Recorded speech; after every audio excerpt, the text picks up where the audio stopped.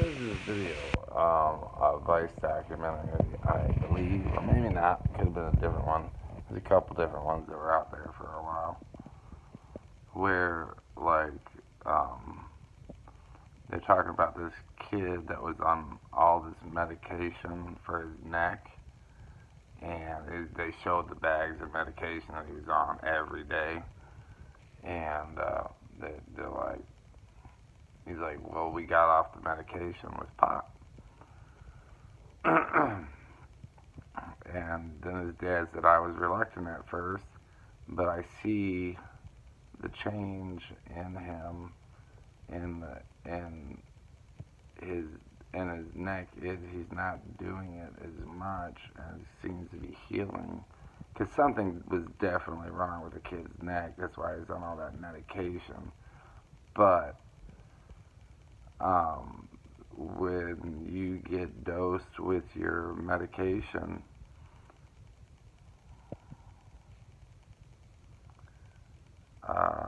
and you have a bad neck that you're on all these pills for,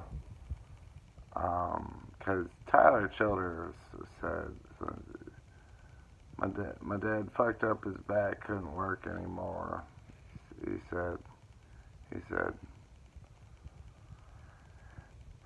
something along the lines of,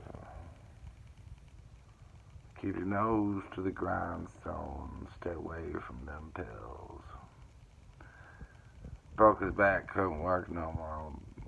Old Papa was a man that worked for Oxford County Hole. Broke his back, couldn't work anymore.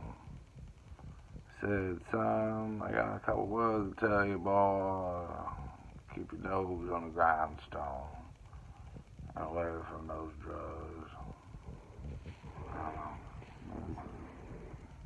Popping pills. We got off. I got a Haldol shot. I'm not on Depakote anymore.